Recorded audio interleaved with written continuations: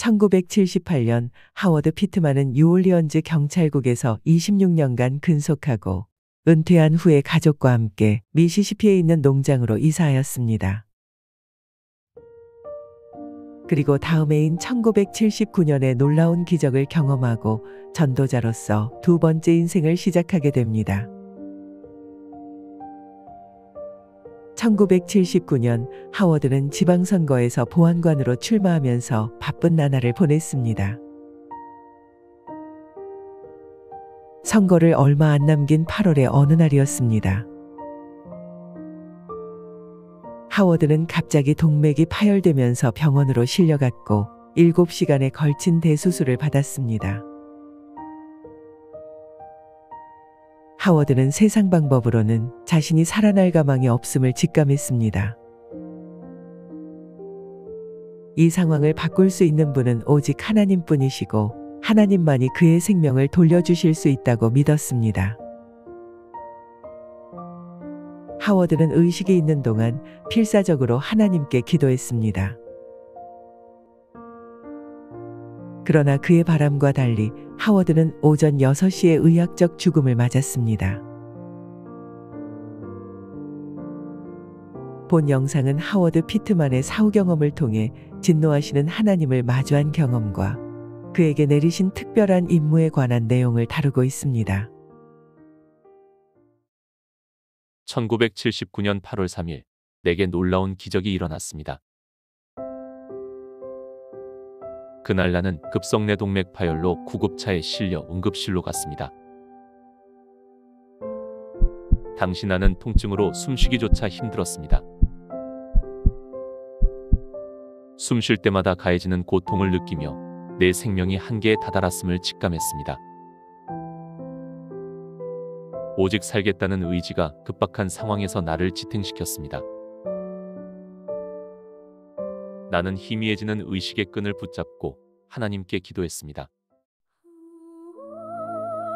그리고 기도 중에 어떤 음성을 들었습니다. 음성은 이루 형용할 수 없을 정도로 아름답고 매혹적이었습니다. 음색이 너무도 곱고 아름다워서 나는 그것이 하나님의 음성이라고 생각했습니다. 또한 하나님이 내 기도를 들으시고 응답하신 것으로 여겼습니다. 음성은 계속해서 내게 말했습니다. 멈추어라. 숨을 쉬지 마라. 그만두어라. 다시 음성이 내게 말하길. 그러면 모든 고통이 끝나고 휴식과 평화가 찾아올 것이며 내가 원하는 모든 걸 가질 수 있다고 반복해서 암시를 걸었습니다. 나는 음성에 완전히 매료돼 있었습니다. 살아생전에 그런 초자연적인 음성을 들은 것은 처음이었기 때문입니다. 나는 그 목소리에 순종하고 싶다는 마음이 강하게 들었고 이내 숨 쉬는 노력을 조금씩 줄였습니다.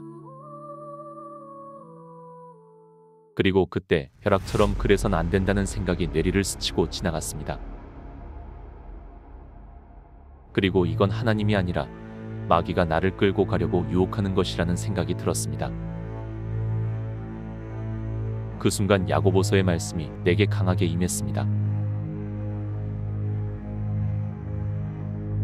음성의 주인은 하나님이 아니라 눈물의 장막 너머에 있는 사탄이었고 나를 사망의 골짜기로 끌고 가려고 거짓말을 했던 것입니다. 거짓의 아비인 사탄에게는 그 어떤 것도 신성불가침한 것은 없습니다. 한 영혼을 지옥으로 끌고 가기 위해 감히 하나님인 것처럼 위장하는 짓도 서슴지 않았던 것입니다. 이런 것들이 마지막 때에 세상 사람들이 직면하게 될 사탄의 전술입니다. 사탄은 하나님의 말씀을 변조하여 하와와 아담을 타락시켰고 지금까지도 거짓말로 사람들을 시험하고 미혹하고 있습니다. 애석한 것은 너무도 많은 사람이 그의 거짓말을 사실로 받아들인다는 것입니다. 하워드 피트만의 경우만 보더라도 사탄의 거짓말이 얼마나 교묘하고 집요한지 알 수 있습니다. 사탄은 처음부터 노골적인 거짓말로 나오지 않고 그의 말을 들으면 육체의 고통이 멈추고 평안과 함께 하워드가 원하는 것을 모두 얻을 수 있다고 하였습니다. 하나 모두가 거짓말이었습니다. 죄 문제가 완벽하게 해결되지 않은 영혼에게는 육체의 고통과는 비교도 되지 않을 지옥의 형벌이 기다리고 있기 때문입니다. 그곳에서 우리가 얻을 것은 영원한 고통과 절망뿐입니다. 내가 사탄에게 대항하였을 때 비로소 그는 내게서 떠나갔습니다. 그리고 그 순간 천사들이 내 영혼을 몸에서 분리하여 어디론가로 데려갔습니다. 천사들은 사탄이 나를 유혹하는 중에도 내 곁에 있었습니다. 그러나 나를 전적으로 도울 수는 없었습니다. 사탄의 음성을 따를 것인지 아닌지는 순전히 나의 선택이었으니까요. 내가 가졌던 유일한 도움은 내가 듣는 음성이 사탄의 것인지 하나님의 것인지를 밝혀주신 초자연적인 계시뿐이었습니다. 천사들은 나를 둘째 하늘로 데려갔습니다. 그곳은 뭐라 형용할 수 없는 너무나 다른 세상이었습니다. 그곳은 바닷가의 모래만큼 많은 영적 존재들로 가득했습니다. 영적 존재들의 정체는 타락한 천사들과 수천 가지의 모습을 한 악령들이었습니다. 인간의 모습을 한 악령과 동물 모양의 악령 외에도 상상도 못할 기괴한 형태를 한 것들이 있었습니다. 하나같이 흉측하고 역겨워서 보는 것만으로도 현기증이 날 정도였습니다. 나는 하나님이 계신 천국으로 가지 않는 것에 대해 적잖게 실망했으나 하나님의 계획이 있으심을 믿고 천사들을 따라 이동했습니다. 그리고 그곳에서 많은 것을 보고 배울 수 있었습니다. 악령의 크기, 모양 등은 그들 세계에서의 위치와 계급을 나타냈습니다. 계급 피라미드의 상위로 갈수록 인간의 모습과 흡사하였고 하위로 내려갈수록 반인반수의 모양을 하고 있었습니다. 악령 중 최상위 계급은 전쟁의 악령들로 그들은 사탄의 최고 신복이었고 둘째 하늘과 지상세계를 무리를 지어 돌아다녔습니다. 그들이 가는 곳마다 다른 악령들이 길을 비켜줄 정도로 권세가 대단했습니다. 신장은 2.5m가량 되었고 키가 크다는 것을 제외하면 사람과 다른 점이 없었습니다. 그들은 인간 세상의 모든 전쟁에 관여해왔고 지금도 전쟁 계획을 수립하고 인간들을 선동하고 있습니다. 그들이 자신들의 임무를 얼마나 잘 수행했는지는 역사를 통해 알 수 있습니다. 가깝게는 지난 200년 동안에만 전쟁으로 1억 명이 넘는 사람들이 생명을 잃었습니다. 또한 지난 3358년의 세월 동안 단 237년만이 전쟁 없이 평화로운 시절을 보낸 것만 봐도 그들의 활동이 얼마나 왕성한지 알 수 있습니다. 두 번째로 강력한 악령은 탐욕의 악령으로 보통 사람의 모습을 하고 있었습니다. 그들의 전문 영역은 욕심과 경쟁, 정욕, 다툼이었고 특별히 마지막 때에 인간 세상의 경제를 파괴하는 임무를 맡고 있었습니다. 탐욕의 영향력은 경제에만 국한된 것이 아니라 우리 사회의 모든 영역으로 확장되고 있었습니다. 사람들은 말합니다.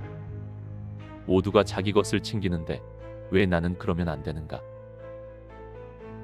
이제 그러한 논리가 거의 공론처럼 받아지고 있습니다. 현재에는 아주 소수의 교회만 그것을 책망하고 있는 수준입니다.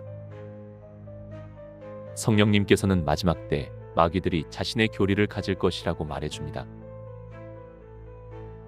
그렇다면 그들이 가르칠 교리는 무엇일까요? 성경은 우리에게 분명히 말해주고 계십니다. 그들의 교리는 명확합니다.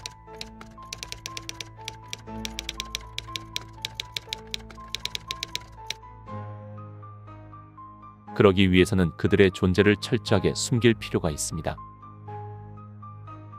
그렇다면 어디서 누구에게 그들의 교리를 가르칠까요? 그것은 교회 안의 기독교인들입니다.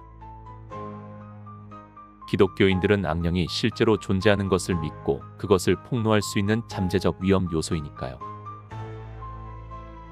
많은 회중과 교회에서 악령의 존재는 물론이고 심지어 사탄의 존재까지 폄하하는 설교자들을 목격합니다.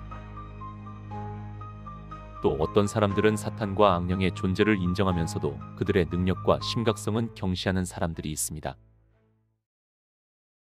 이런 기조는 훌륭한 기독교인들에게조차 많이 퍼져 있습니다.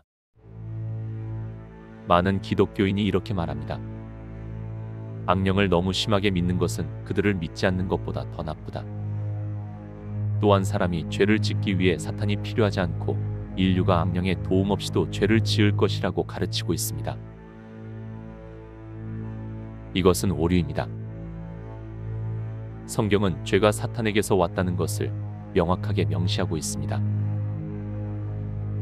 인류가 사탄 없이 죄를 지을 것이라고 말하는 것은 마귀들의 교리입니다.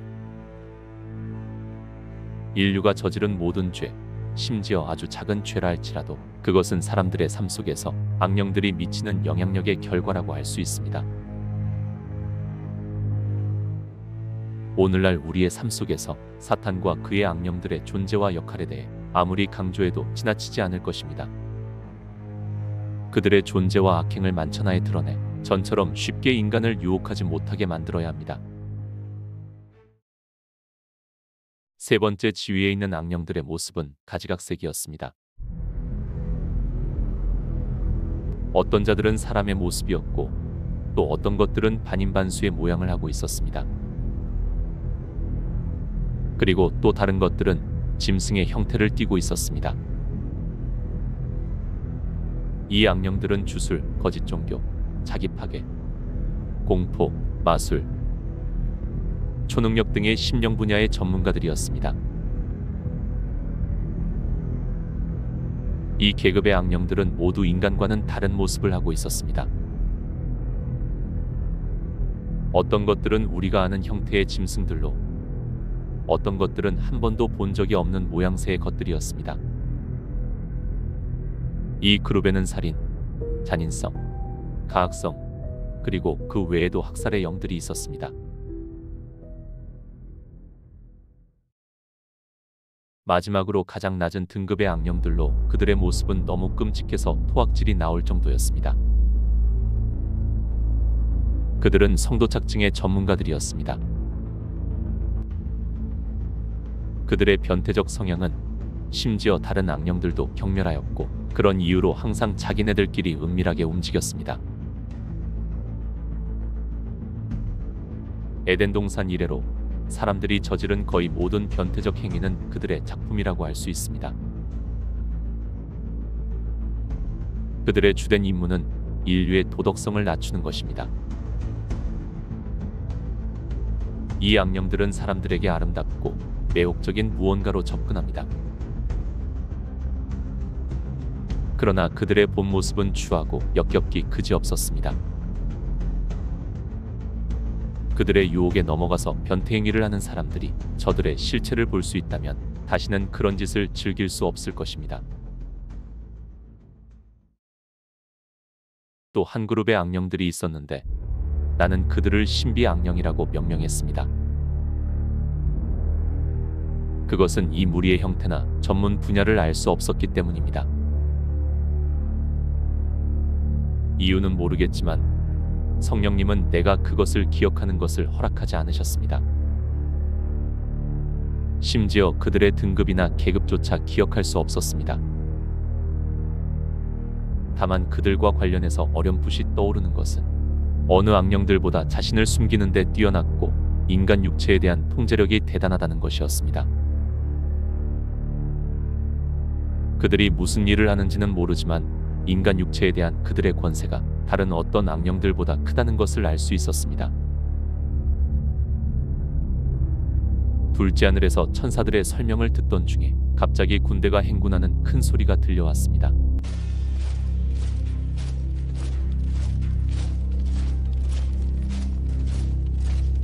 고개를 돌려보니 거대한 거인 군대의 행렬이 우리를 향해 행군해오고 있었습니다. 그들은 첫 번째 계급인 전쟁의 악령들이었습니다.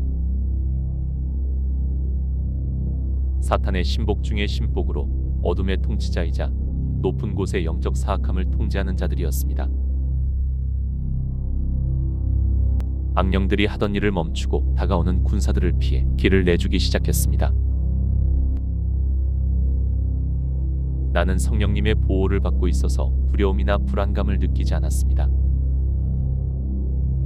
그럼에도 그들이 뿜어내는 기세에 본능적으로 경직됨을 느꼈습니다. 거인 중 하나가 대열을 이탈해서 내게 다가왔습니다. 그는 허리를 구부려서 나와 눈을 마주쳤습니다. 그때 나는 그들이 우리를 얼마나 증오하는지 느낄 수 있었습니다. 할 수만 있다면 우리를 갈갈이 찢어 놓았을 것입니다. 그리고 그와 비슷한 적개심을 모든 높은 계급의 악령들에게서 보았습니다. 중간 등급의 악령들은 마치 우리가 없는 것처럼 무시하려고 노력하는 것 같았고, 낮은 등급의 악령들은 나와 함께 있는 천사들을 두려워하는 것처럼 행동했습니다. 마지막 때의 전쟁 악령들의 역할은 매우 중요합니다. 전쟁의 여건을 만들고 전쟁의 공포로 사람들을 떨게 만들어 그들로 하여금 자신들을 구할 누군가를 찾게 만들어야 합니다. 그것이 적그리스도라 할지라도 말입니다. 적그리스도는 절망에 빠진 세상에 거짓 평화를 가져와서 사람들을 속일 것입니다. 사람들은 그에게 몰려가서 그를 구세주로 부를 것입니다. 그가 세상 무대에 등장할 시간이 머지않았습니다. 그것을 위해 전쟁의 악령들은 밤낮 없이 일하고 있었습니다. 나는 그 외에도 여러 곳을 돌며 그들에 관해 배울 수 있었습니다. 이는 하나님이 허락하신 일이라 악령들은 자신의 진짜 모습을 드러내야 했습니다. 나는 그들의 모습뿐 아니라 각자의 전문 영역도 볼 수 있었습니다. 한데 이상한 느낌이 들었습니다. 저들에게서 이상하리만치 압도적인 중압감과 우울함이 느껴졌던 것입니다. 나를 안내하던 천사가 내 생각을 읽고 말했습니다. 당신이 이상한 감정을 느끼는 것은 이곳에는 사랑이 없기 때문입니다. 천사의 말은 놀랍기 그지없었습니다. 저들은 사랑하지도 않는 주인을 섬기고 사랑하지 않는 수하들을 다스리고 있었습니다.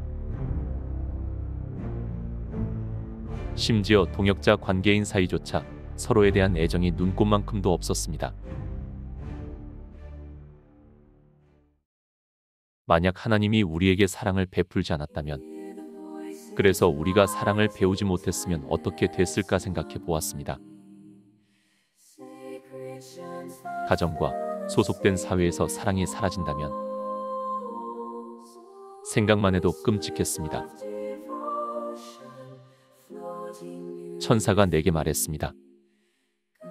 이 악령 중 하나에게 인간이 실제로 사로잡히는 모습을 당신이 볼 수 있도록 허락받았습니다. 잠시 후 우리는 다시 물리적 세상으로 돌아왔습니다. 우리가 도착한 곳은 내가 치료받던 병원이었습니다. 천사는 나를 중환자실이 아닌 직원 휴게실로 보이는 방으로 데려갔습니다. 그곳에는 두 사람이 있었는데 젊은 남자와 여자였습니다. 그들은 우릴 보지 못했지만 나는 그들이 하는 모든 말을 들을 수 있었습니다.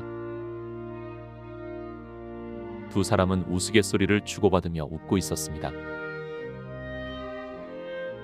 그리고 그들 사이에 역겨운 모습을 한 악령이 서 있었는데 두 사람은 그것을 알아채지 못했습니다.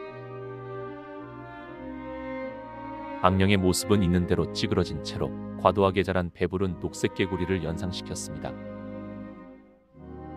악령이 천천히 남자의 얼굴을 향해 움직였습니다. 그리고는 연기처럼 피부의 모공들 속으로 스며들었습니다. 그때 천사가 내게 말했습니다. 끝났군요. 그는 사로잡혔습니다. 모든 인간은 전적으로 자신의 주권적 의지가 있고 악령은 절대 그것을 침해할 수 없습니다. 그건 우리도 마찬가지입니다. 천사는 우리가 하나님의 형상으로 지음을 받았기에 하나님과 같이 주권적인 의지가 주어졌으며 그것은 우리 각자가 자신의 운명을 선택할 수 있는 권리라고 했습니다. 천사가 다시 말했습니다. 저 악령은 사람들에게 자신을 아름답고 매혹적으로 보이게 하는 능력이 있습니다. 남자는 그의 거짓말에 속아 자신의 주권적 의지로 악령이 들어오도록 초청한 것입니다. 나는 그 말을 듣고 구역질이 났습니다. 내 눈에는 그의 추한 실체가 보였기 때문입니다. 얼마나 오랫동안 인류는 저들의 간계에 속아 죄에 빠졌을까요? 나는 또한 악령이 어린이에게도 들어가는 것을 보았습니다. 천사가 말하길 인간은 나이를 떠나 선악을 분별할 수 있게 되면 자신의 주권적 의지로 선택할 수 있다고 했습니다. 이어서 다음과 같이 말했습니다. 하나님의 자녀에게는 악령을 제압하고 쫓을 수 있는 능력이 주어졌습니다. 그러나 그 능력은 그리스도인의 믿음에 근거합니다. 또한 그것에 대해 일말의 의심도 없어야 비로소 일어납니다. 자, 다음 장소로 이동합시다. 나를 안내했던 천사는 물리적 세상에서 활동하는 악령들을 보여주겠다며 나를 도심의 거리로 데려갔습니다. 그곳에서 나는 놀랍고 두려운 장면을 목격했습니다. 악령들은 목표로 삼은 인간위생자들을 집요하게 쫓아다니며 유혹했습니다. 모든 인간위생자는 사전에 치밀하게 조사되었으며 그들의 모든 약점이 악령들에게 넘어간 상태였습니다. 악령은 자신이 맡은 인간을 끊임없이 유혹하면서 그들이 덫에 걸리기만을 기다렸습니다. 그들의 집요함은 끝이 없었습니다. 그 사람이 어디를 가든 무엇을 하든 한시도 그의 곁을 떠나지 않았습니다. 심지어 한 악령이 떠나면 다른 악령이 그 자리를 차지했습니다. 개인에게 파견된 악령은 바뀔 수 있어도 그 수는 일정하게 유지되는 것 같았습니다. 거듭난 그리스도인에게는 한 명의 수호천사가 있습니다. 천사는 그를 지키기 위해서 한 군단의 천사도 부를 수 있습니다. 하지만 우리의 주권적 의지의 영역에서는 그들이 할 수 있는 일이 없습니다. 악령들도 그것을 알기에 천사들과 싸우기보다는 안전한 방법으로 우리 스스로가 죄악을 선택하도록 덫을 놓고 기다리는 것입니다. 악령들은 우리가 덫에 걸릴 때까지 절대로 포기하지 않습니다. 우리의 삶을 기만하고 농락하며 갖은 술수를 부립니다. 그럼에도 정작 당사자인 우리가 그것을 알지 못하도록 교묘하게 위장하는 것을 잊지 않습니다. 빤히 보이는 수작임에도 인간은 육체의 정욕을 채우려고 유혹에 굴복합니다. 그리고 그 결과는 오로지 그 길을 선택한 자신의 몫이 될 것입니다.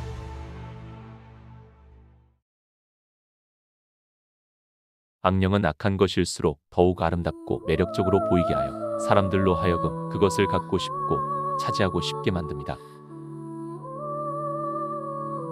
하나 다른 사람을 짓밟고 그것을 차지한다고 해도 결국은 썩어지고 멸망할 것에 불과합니다. 당신은 아무짝에 쓸모없는 것들을 위해 당신의 영혼을 사탄에게 내어준 것입니다.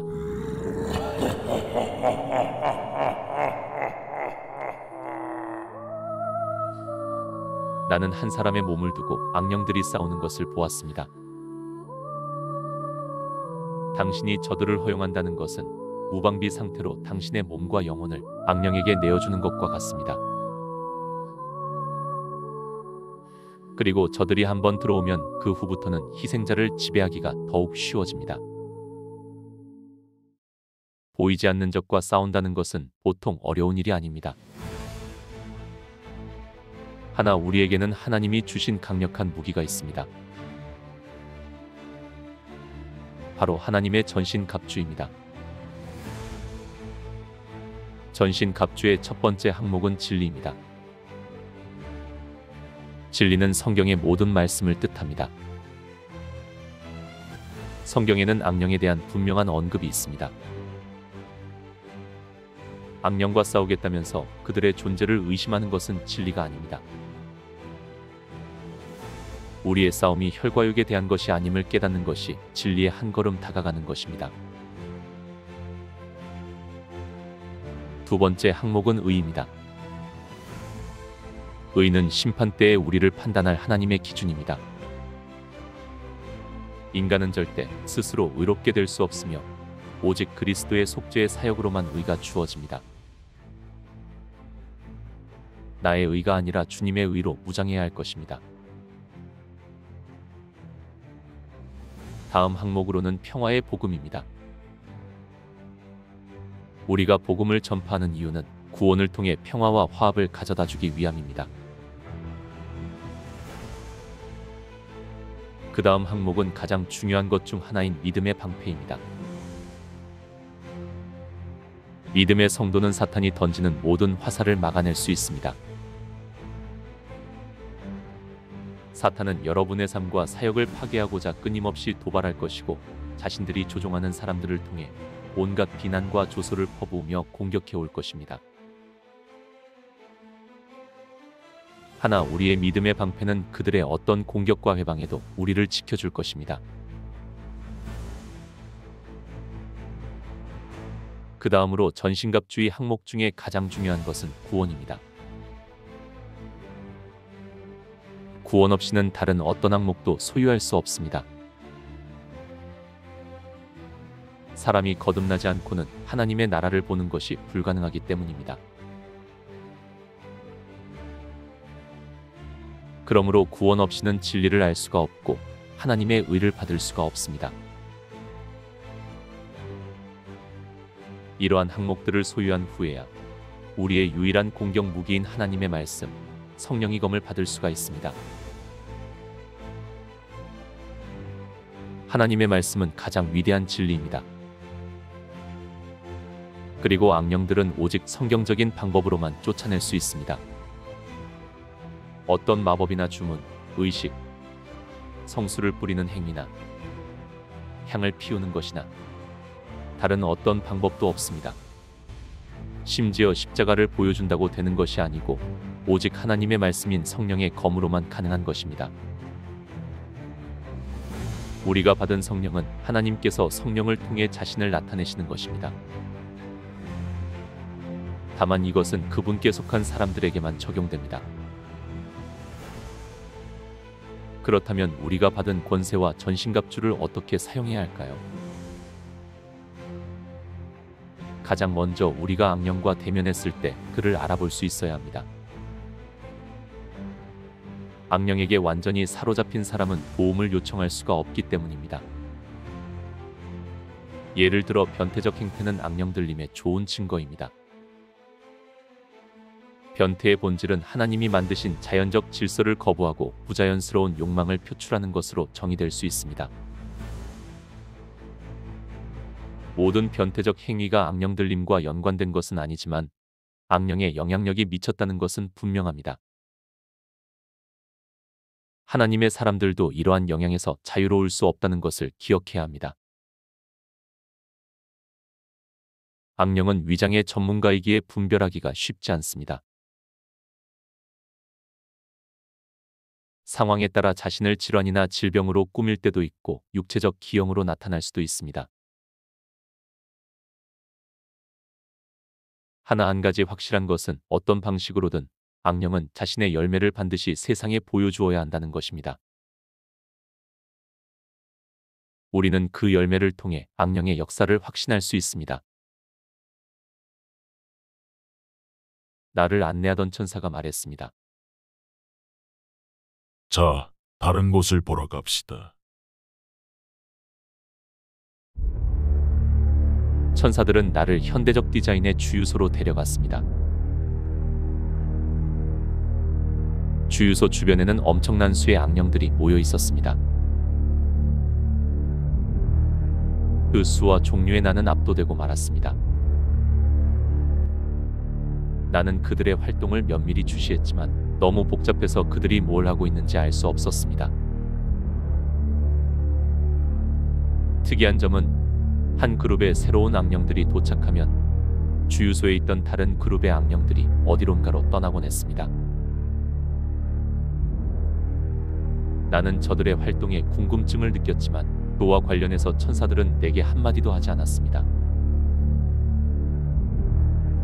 또한 병원 주변에도 악령들의 활동이 집중되었는데 그마저도 설명해주지 않았습니다. 다만 내가 볼 수 있도록 허용된 것 중에 우연히 이뤄진 것은 없다는 것을 확신할 수 있었습니다. 나는 그들을 보며 자괴감이 들었습니다. 사람들에게 이 사실을 전하면 비웃음거리가 될 것이 뻔했기 때문입니다. 그리고 나는 그 사람들을 탓할 자격이 없습니다. 나 역시 그들과 다르지 않았으니까요. 내가 양육받았던 교회에는 악령에 대한 공식적인 교리가 없었습니다. 그와 관련해서 판단은 개인의 몫이었고 성도들은 자신이 믿고 싶은 대로 믿을 수밖에 없었습니다. 설교자는 결코 그것에 대해 설교하지 않았습니다. 더불어 그들이 실제라거나 실제가 아니라는 말조차 하지 않았습니다. 그것은 신학교에서도 마찬가지였습니다. 나는 교파 소속의 대학과 신학교를 다녔는데 악령에 대해 말하는 것을 한 번도 본 적이 없습니다. 어떤 교수도 이 주제와 관련된 성경 구절을 다루려고 하지 않았습니다. 전적으로 무시되는 분위기였습니다. 내가 악령적인 활동을 충분히 보았다고 생각한 순간 천사들은 나를 데리고 어디론가로 이동하였습니다. 피트만 목사님의 증언은 우리에게 시사하는 바가 큽니다. 모든 기독교인은 악령과 대적할 수 있는 능력과 권세가 있음에도 불구하고 그것을 믿지 않아 세상적인 방법으로 해결하려고 듭니다. 교회와 목회자들 역시 그 문제와 관련해서는 도움이 안 될 때가 많습니다. 마태복음 17장을 보면 간질병을 앓는 아이를 제자들이 고치지 못하자 아이의 아버지가 예수께 와서 엎드려 병 낫기를 간구하였습니다. 그때 예수님은 병을 고치신 게 아니라 귀신을 꼬지져 쫓아내셨습니다. 영적 장님이었던 제자들은 외관상 질병만 보고 목이 터져라 아이의 간질병이 나으라고 기도했을 겁니다. 하나 고생은 고생대로 하고 아이를 고치지 못했습니다. 두통 환자에게 제 아무리 비싼 소화제를 먹인다고 병증이 낫지는 않습니다. 병증에 맞는 약을 써야 효과가 있듯이 우리 또한 문제의 원인을 정확하게 분별해야 할 필요가 있습니다.